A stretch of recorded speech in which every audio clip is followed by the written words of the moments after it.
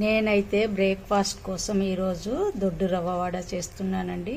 ఇది చాలా డిఫరెంట్గా ఉంటుంది. ఒకసారి ఎలా చేయాలో నేను మీకు చూపిస్తున్నాను.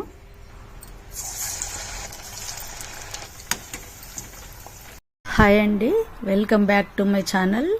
నేను ఇక్కడ ఒక 5-6 స్పూన్ల సజ్జలు తీసుకున్నాను. మిక్సీ జార్లో కొద్దిగా సాల్ట్, 150 గ్రామ్స్ దొడ్డు రవ్వను తీసుకొని 2 సార్లు కడుక్కొని పెట్టాను పక్కన. ఇప్పుడు కొంచెము 1 స్పూన్ రవ్వని నేను మిక్సీ జార్లో వేస్తున్నాను.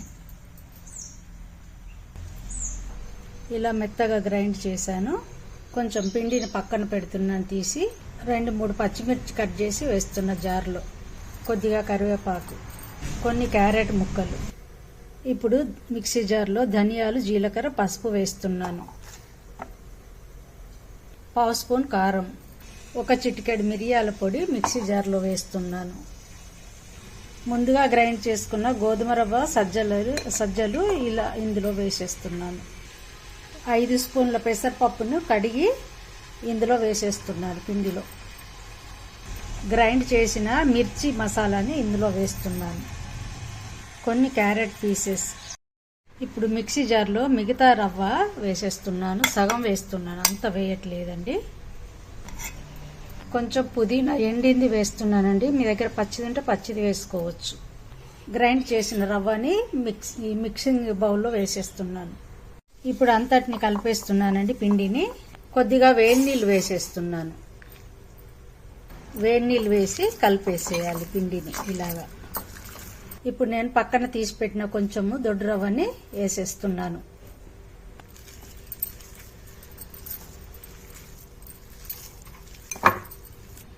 ఇప్పుడు నేను 100 గ్రామ్స్ ఉల్లి ముక్కల్ని కట్ చేసి పెట్టాను. కొంచెం అల్లం తురుము, కరివేపాకు, కొత్తిమీర, వీటన్నిటిని పిండిలో వేసేస్తున్నాను. వంట సోడా వేస్తున్నా 1/2 స్పూన్. నేను ఒక లవంగంని ఇలా పేస్ట్ చేసుకున్నాను. కొద్దిగా పెరుగు తీసుకున్నాను, దీన్ని ఇందులో వేస్తున్నాను. ఈ పెరుగుని పిండిలో వేస్తున్నాను. ఇప్పుడు పిండి అంతటిని, ఉల్లి ముక్కలు అవి అంతా మంచిగా కలిసేలా కలుపుకోవాలి. పిండిలో నీళ్లు వేయకుండానే ఎగ్జాక్ట్ కన్సిస్టెన్సీ వచ్చింది. ఇలా వడ వేసుకోవచ్చు. ఇప్పుడు స్టవ్ వెలిగించి కడాయి పెట్టి ఆయిల్ వేడి చేశాను. ఇలా బౌల్లో వాటర్ తీసుకుని చేతిని తడి చేసుకోవాలి. పిండిని ఇలా కొద్దిగా చేతిలో తీసుకోవాలి. ఇలా చేసుకోవాలి. వేలుతో ఇలా స్ప్రెడ్ చేయాలి. మధ్య వేలుని ఇలా రానియాలి. కింద నుంచి వడ చేయాలంటే ఇలా హోల్డ్ చేయాలి. ఆయిల్లో వేస్తున్నాను. స్టవ్ ఫ్లేమ్ మీడియంలో పెట్టాను. ఫస్ట్ కాలిన వాటిని తిప్పేస్తున్నాను.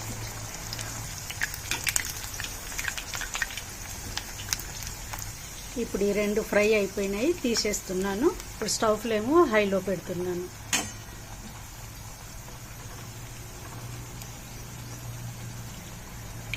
స్టవ్ ఫ్లేమ్ సిమ్లో పెట్టాను. తీసేస్తున్నాను వీటిని. ఇక్కడ కొద్దిగా పెసరపప్పు కడిగి ఒక ప్లేట్లో వేసుకున్నానండి. పిండిని ఇలా బాల్ చేసి దీంట్లో నేను కోట్ చేస్తున్నాను. పప్పు పట్టిస్తున్నాను బాల్కి. ఇలా తీసుకుని ఇప్పుడు దీన్ని వడలాగా ఒత్తుకొని నూనెలో వేయాలి.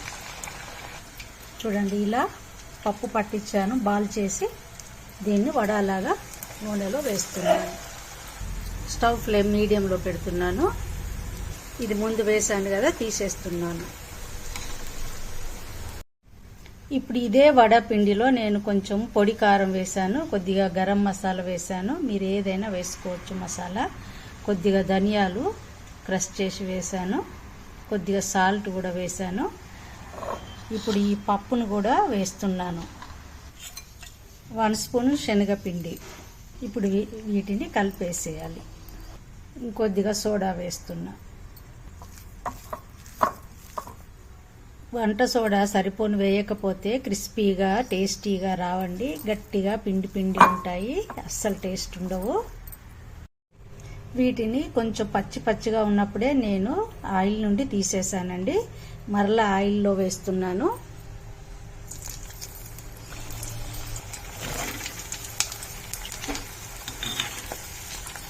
స్టవ్ ఫ్లేమ్ హైలో పెట్టాలి.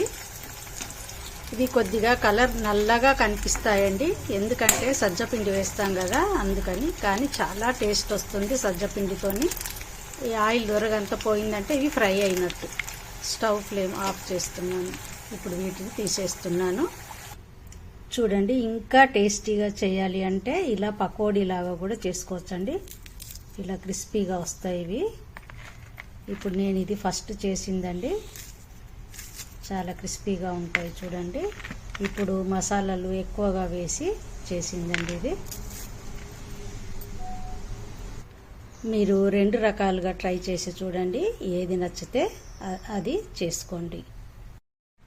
గోధుమ రవ్వ వడ రెడీ అయిపోయిందండి. ఇవి చాలా టేస్టీగా చేశానండి. ఒకసారి తప్పకుండా ట్రై చేసి చూడండి. ఇవి చాలా క్రిస్పీగా ఉంటాయి చూడండి, ఎంత బాగుంటాయి టేస్ట్.